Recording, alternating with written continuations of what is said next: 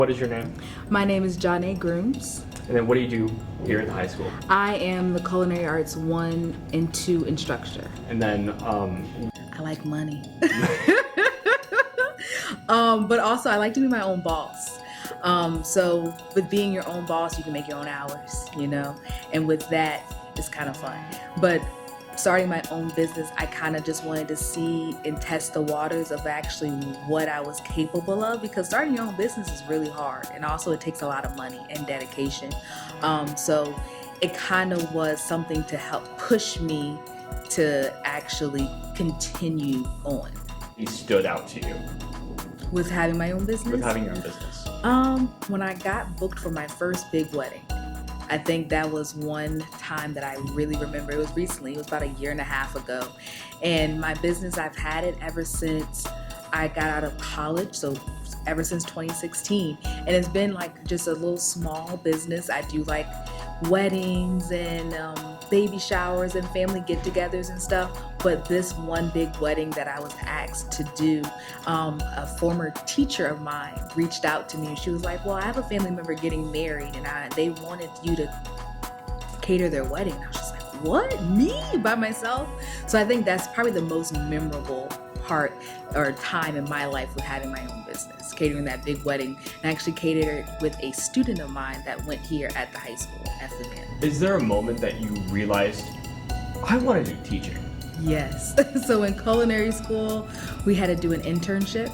And with our internship, we had to spend 6 months either working in a restaurant or some type of establishment, hospitality establishment that involved food, cooking. But for me, being that I had already been in that industry, I was like, working in restaurants not for me, because I'm like a very family-oriented person. I like to sleep. I like my weekends off. So I was like, what else can I do that involves food? So I had reached out to my instructor, my chef at the time in college, and I asked him, could I intern here at Fluvanna County High School? And he was like, absolutely. Is that something you actually see yourself doing in the future, being a culinary teacher or instructor? And I was like, yes. And once I started, I fell in love with it. So I've been here, technically, I guess you can say, ever since 2016 here at the high school. I did my internship here and I taught in the culinary arts classroom with the teacher at the time. And then after that, in 2018, I got the call and I asked for an interview, and I got the interview and I got hired. So I always tell my kids I want my classroom to feel like home. I always say I'm kind of also like their auntie or their mom. My door is always open.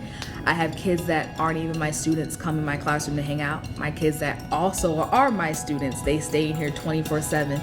I have some students, like I say, are my Velcro kids that are at my desk, especially my third block and my second block class. I have students take their chairs and they sit around my desk. So it's just homey here. I always tell people, you're not going to be judged. Nobody's going to talk about you. Nobody's going to think anything different about you. We all just come in here. We like to cook, we like to eat, and we just hang out with each other. So yeah. And then looking back, how does owning a business, FBLA, and teaching, how does that all come together? Let's see here. I learned a lot from Miss Parrish and Miss Kreisman, I will have to say, through FBLA and being in their classes, but also seeing them as teachers and individuals. Because I saw them as teachers in the classroom, but I saw them as individuals with FBLA. I was able to kind of like see them kind of get out of their shell, out of that teacher mode. So it all ties into each other, because with being a teacher, not only are you teaching kids to be successful in life, whether they want to be a teacher or a doctor or a chef or go to school to teach math later on in life, but you also need to teach them the business side of things as well. Like for me, for instance, being a culinary teacher, I always tell my students, yes, I'm going to come in here and I'm going to teach you how to cook, but also I'm going to spend some time to teach you the background and the business side of it, just in case one day you want to own your own business or own your own restaurant or food truck. So I always say, when you're a teacher, you also got to teach the business side, because sometimes kids don't want to just focus on that when they go into college. They want to get that business degree as well when they go into college. That's a great thing to do. Go knock out those 2 degrees at one time, so you always have something to fall back on.